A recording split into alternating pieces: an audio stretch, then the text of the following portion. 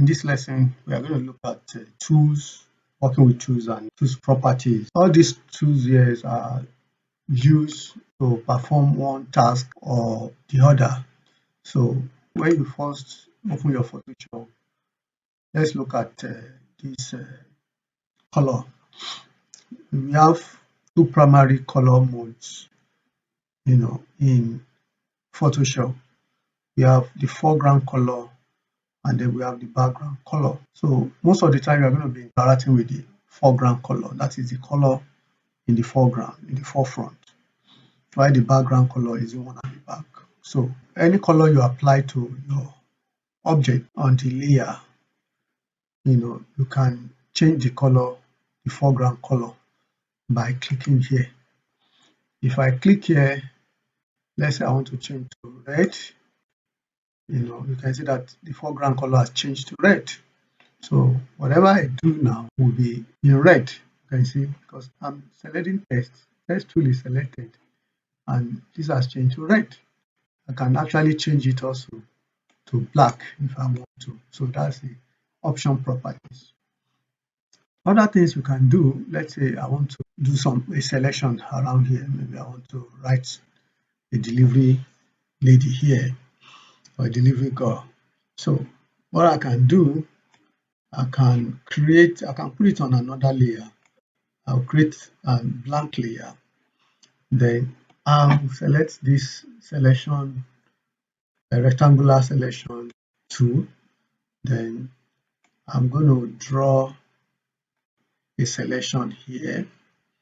Then I need there to paint it something else, the foreground. I'll click here. I want to sample here. Look at my eyedropper, so to pick this, then I'm going to pick it. Let's make it a little bit darker. Then I'll say okay. Then nothing is happening, it's not changing anything. But I want to use brush here. If I get my brush, then I need some settings in the brush. Then I'm going to right click here. So it's going to give me what we call context menu. So this is a context menu that pops up. Here I can change the brush properties. So probably I want this, or I can change this. So let's pick the one that is very soft. I can change the size of the brush. I can play with the hardness, So we are still going to talk about brush in greater details in the subsequent lecture. So if I don't want this again, I can just click a tool and the selection is still there. Then what I can do, I can just paint inside of this. I can increase the brush size right here. I can right click again, increase the brush size. You can see, increase it again. I think it's too much. So let's put it around. Yeah, I think it's okay. Yeah, that's okay. Then I can click here. Sorry, let's click the brush button again, and I'll start painting.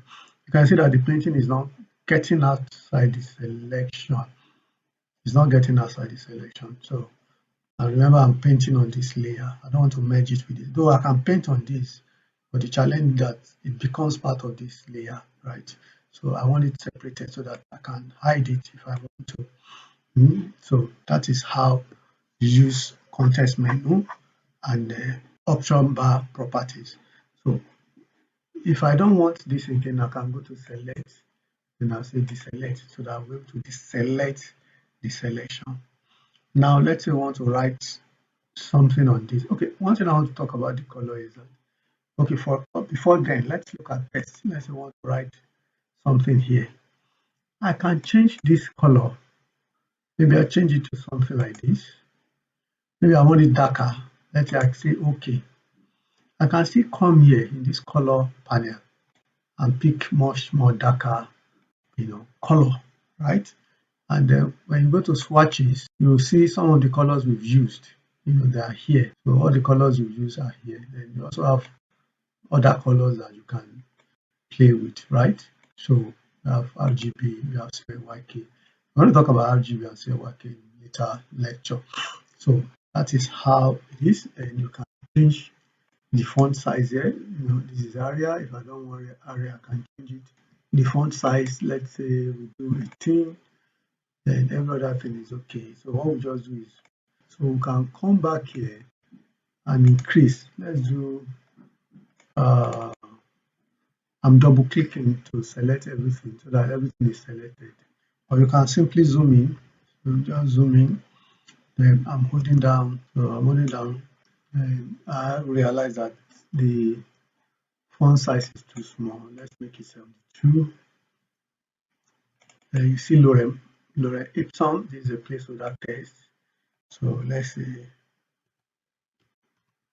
delivery go. Then you can select it further. If I double click it, you can see I can actually type here. Let's say I want to double it to 144. You can see if I even make it more, so let's say 360. All right. So, but I guess it's too much. Let's make it to 40. So that is it. Then we can place it where we want. And I have empty text layer there. I can delete that. So this is my text layer. You can see how we're able to use, and click it again. Go back here, double click it to select all the text, and then I can come here in the style. Let's make it bold, right? So then I can commit it. So let's do Control 0 to zoom out. So this is how you play with the tools, settings, the option bar, then the context menu.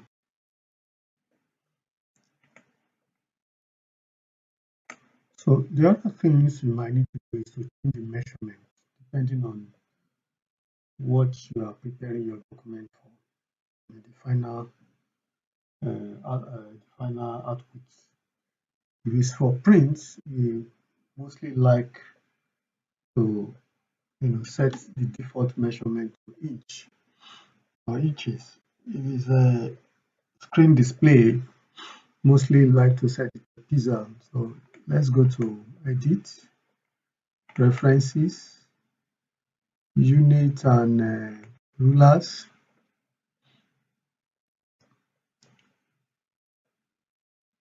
Then here you can see the default is pixel. So if I'm going to prepare this for inches, if I do a lot of printing, so I can set it to inch or inches, centimeter or any other one. But in this part of the world, we are more conversant with inches.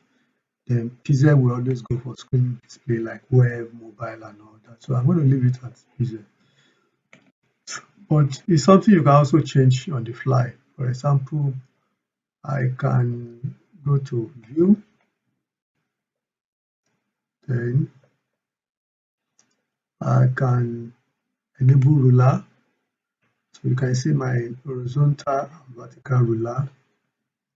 Then I can right click and I can change even without going through the preferences. You can see from here, the inches, has changed. So that is the way you change your inches.